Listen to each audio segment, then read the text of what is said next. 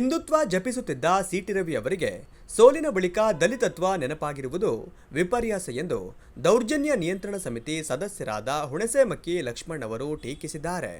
ಏನು ಮಾಜಿ ಮಂತ್ರಿಗಳು ಮತ್ತು ಹಾಲಿ ವಿಧಾನಸಭಾ ಸದಸ್ಯರು ರಾಷ್ಟ್ರೀಯ ನಾಯಕರಾಗಿರ್ತಕ್ಕಂಥ ಸನ್ಮಾನ್ಯ ಸಿಟಿ ರವಿ ಅವರ ಮನೆಯಲ್ಲಿ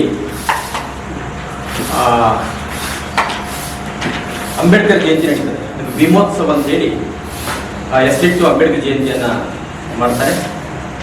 ಅದರಲ್ಲಿ 2-3 ದಿನ ಸ್ವಾಮೀಜಿಯವರು ಕೂಡ ಬರ್ತಾರೆ, ಕಾರ್ಯಕ್ರಮ ಬರ್ತಾರೆ. ಮತ್ತೆಲ್ಲ ಬಿಜೆಪಿ ನಾಯಕರು ಮತ್ತೆಲ್ಲ ಸಂಘಟನೆಯವರು ಕೂಡ ಇನ್ವೈಟ್ ಮಾಡಿರ್ತಾರೆ. ಈ ದೇಶಕ್ಕೆ ಸಂವಿಧಾನ ಕೊಟ್ಟಂತ ಬಾಬಾ ಸಾಹೇಬ್ ಅಂಬೇಡ್ಕರ್ ಅವರು ಒಂದು ಜಾತಿ ಧರ್ಮಕ್ಕೆ ಸೀಮಿತವಾದಂಥ ನಾಯಕ ಅಲ್ಲ. ನಾವು ಅವ್ರ ಕಟ್ಟಿ ಕೂಡ ಹಾಕಲ್ಲ. ಸನ್ಮಾನ್ಯ ಸಿಟಿ ರವಿ ಅವರು 4 ಸರಿ MLA ಆಗಿರ್ತಾರೆ ಈ ಕ್ಷೇತ್ರಕ್ಕೆ, ಮತ್ತು 2 ಸರಿ ಮಂತ್ರಿ ಕೂಡ ಆಗಿರ್ತಾರೆ. ಅವಾಗೆಲ್ಲೂ ಕೂಡ ಭೀಮೋತ್ಸವ ಅಂಬೇಡ್ಕರ್ ಜಯಂತಿನ ಮಾಡಲಿಲ್ಲ. ಅವರೀಗ 2023 ಚುನಾವಣೆಗೆ ಸೋತ ನಂತರ ಒಂದು ಸ್ಟ್ರಾಟಜಿ ಮಾಡೋಕ್ಕೆ ಸ್ಟಾರ್ಟ್ ಮಾಡಿದ್ದಾರೆ. ಅದು ಪೊಲಿಟಿಕಲ್ ಸ್ಟ್ರಾಟಜಿ ಪ್ಯೂರ್ಲಿ. ಏನಂತ ಹೇಳಿದ್ರೆ ಅಂಬೇಡ್ಕರ್ ಜಯಂತಿಗಳು ಮಾಡೋದು ಮತ್ತು ಎಲ್ಲ ಮನೆಗಳಲ್ಲೂ ಕೂಡ ಅಂಬೇಡ್ಕರ್ ಜಯಂತಿ ಮಾಡಿಸೋದು. ಅವ್ರು ಮಾಡಿಸ್ತೀವಿ ಸರ್, ಮಾಡಿಸೋದ್ರ ಬಗ್ಗೆ ನಮಗೆ ತಕರಾರಿಲ್ಲ. ಆದರೆ ಕೇವಲ ನಾಮಕಾವಸ್ಥೆಗೆ ಬಾಬಾ ಸಾಹೇಬ್ ಅಂಬೇಡ್ಕರ್ ಅವರ ವಿಚಾರಗಳನ್ನ ಮೈಗೂಡಿಸ್ತಾನೆ. ನಾನು ಮತ್ತೆ ಚುನಾವಣೆಗೆ ಗೆಲ್ಲಬೇಕು ಅನ್ನೋ ಕಾನ್ಸೆಪ್ಟಲ್ಲಿ ಅಂಬೇಡ್ಕರ್ ಅವರ ಫೋಟೋವನ್ನು ಇಟ್ಟು ಎಲ್ಲ ಸಂಘಟನೆಗಳು ಬರೋದು ಮಾಡೋಂಥದ್ದು ಎಷ್ಟು ಸರಿ ಅಂತ ನಾವು ಪ್ರಶ್ನೆ ಮಾಡ್ತೀವಿ.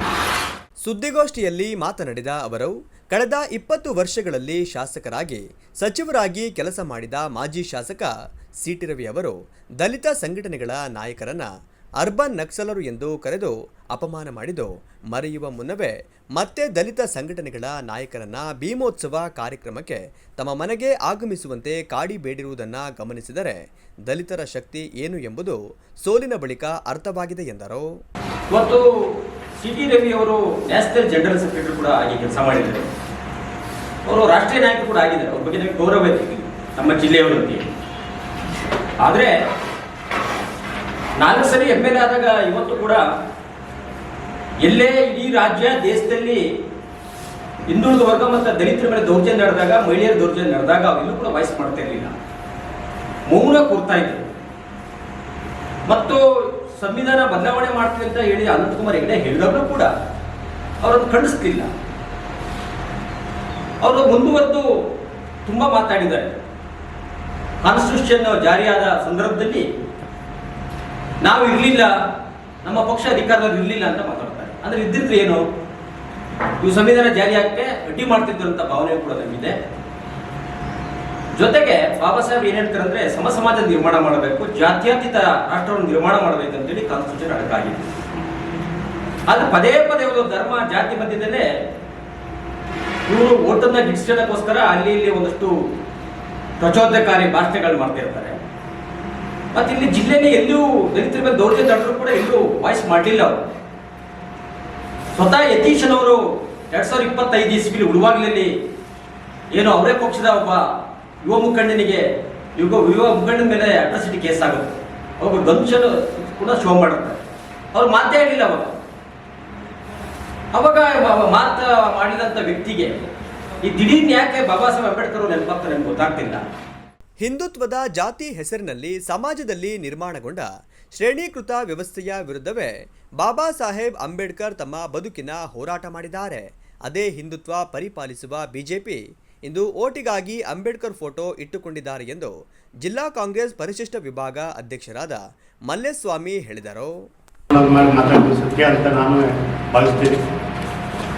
ನಮ್ಮ ಚಲವಾದಿ ನಾರಾಯಣಸ್ವಾಮಿ ಅವರು ಒಂದು ಉತ್ತಮ ಸ್ಥಾನದಲ್ಲಿದ್ದಾರೆ.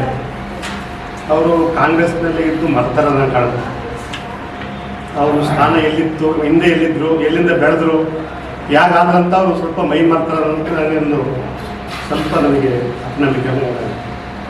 ಇವತ್ತ ಬಂದಿದ್ದಾರೆ. ಇವತ್ತ ಏನಾಗಿದೆ, ದಲಿತರಿಗೆ ಏನು ಅನ್ಯಾಯ ಆಗಿದೆ, ಎಲ್ಲಿಂದ ತೊಂದರೆ ಆಗಿದೆ, ಏನಾಯಿತು ಅನ್ನೋದು ಪ್ರಶ್ನೆ ಕೇಳ್ದಲ್ಲೇ ಎಲ್ಲೇ ಹೋಗ್ಬಿಟ್ಟು ಒಂದು ದೌರ್ಜನ್ಯ ಮಾತಾಡಿ ಅವಮಾನ ಮಾಡಿ ಇವತ್ತ ನಮ್ಮ ಜನಾಂಗ ಒಂದು ಕೆಟ್ಟಸ್ಕೊಂಡು ಇವತ್ತು ಚಲವಾದಿ ನಾರಾಯಣಸ್ವಾಮಿ ಅವರು ನಮ್ಮ ಒಂದು ಕಳಕ ತಂದಿದ್ದಾರೆ. ಭೀಮೋತ್ಸವ ಅನ್ನುವಂಥ ಒಂದು ಕಾರ್ಯಕ್ರಮವನ್ನು ಮಾಡಿದ್ದಾರೆ. ಇವರು ಯಾವ ಪುರುಷಾರ್ಥಕ್ಕೋಸ್ಕರ ಈ ಭೀಮೋತ್ಸವನ ಮಾಡಿದ್ರು ಅನ್ನುವಂಥದ್ದನ್ನ ಬಹಿರಂಗವಾಗಿ ಹೇಳ್ಬೇಕು ಅಂತೇಳಿ ಅವ್ರ ಹತ್ರ ವಿನಂತಿ ಮಾಡ್ಕೊಂಡು, ಏನು ಕಾಂಗ್ರೆಸ್ನ ವೈಯಕ್ತಿಗೋಸ್ಕರನೇ ಮಾಡಿದ್ರು ಅಥವಾ ಯಾರೋ ಒಬ್ಬ ಉಡುಪಿಯ RSSನ ಒಬ್ಬ ಪ್ರಚಾರಕ್ಕಾಗಿರುವಂಥ ಶ್ರೀಕಾಂತ್ ಶೆಟ್ಟಿಯನ್ನ ಕರೆಸಿ ಇಲ್ಲಿ ಭಾರತ ಪಾಕಿಸ್ತಾನ ಅಂತೇಳಿ ಬೆಂಕಿ ಹಚ್ಚೋಕ್ಕೋಸ್ಕರ ಕರೆಸಿ ಭೀಮೋತ್ಸವ ಅನ್ನೋ ಕಾರ್ಯಕ್ರಮವನ್ನ ಮಾಡಿದ್ರ ಅನ್ನುವಂಥದ್ದನ್ನ ಬಹಿರಂಗಪಡಿಸಬೇಕು. ಅದ್ರ ಜೊತೆಗೆ ನಿನ್ನೆ CT ರವಿ ಅವರು ಕಾಂಗ್ರೆಸ್ನ 3ನೇ ವರ್ಷದ ಏನು ಸಾಧನೆ ಸಮಾವೇಶ ಮಾಡಲಿಕ್ಕೆ ಹೊರಟಿದ್ರು, ಅದ್ರ ಬಗ್ಗೆ ಟೀಕೆ ಮಾಡ್ತಾ ಲೂಟಿ ಮಾಡೋದೇ ಸಮಾವೇಶನ ಅಂತ ಒಂದು ಪ್ರಶ್ನೆಯನ್ನ ಮಾಡಿದ್ದಾರೆ. ನಾನು ಅವರಿಗೆ ಬಹಿರಂಗವಾಗಿ ಕೇಳಲಿಕ್ಕೆ ಇಷ್ಟಪಡ್ತೀನಿ, ಲೂಟಿ ಅನ್ನುವಂಥ ಪದ ಚಿಕ್ಕಮಗಳೂರು ಜಿಲ್ಲೆಯಲ್ಲಿ ಯಾವ ರಾಜಕಾರಣಿಗೆ ತಳುಕಾಕೊಂಡಿದೆ? ಅದು ಇಡೀ ರಾಜ್ಯಾದ್ಯಂತ ಲೂಟಿ ಅನ್ನುವಂಥ ಹೆಸರು ಯಾರ ಜೊತೆಗೆ ಬಂದಿದೆ ಅನ್ನುವಂಥದ್ದನ್ನ ಅವರೇ ಒಂದ್ಸಲ ಆತ್ಮಾವಲೋಕನ ಮಾಡ್ಕೊಂಡ್ರೆ ಆ ಲೂಟಿ ಅನ್ನೋ ಪದಕ್ಕೆ ಅರ್ಥ ಗೊತ್ತಾಗುತ್ತೆ ಅನ್ನುವಂಥದ್ದನ್ನ ಅವ್ರಿಗೆ ಹೇಳಕ್ ಇಷ್ಟಪಡ್ತೀನಿ. ಶಿವಕುಮಾರ್, ದಿವಾಕರ್, ಸಂತೋಷ್ ಲಕ್ಯ ಉಪಸ್ಥಿತರಿದ್ದರು.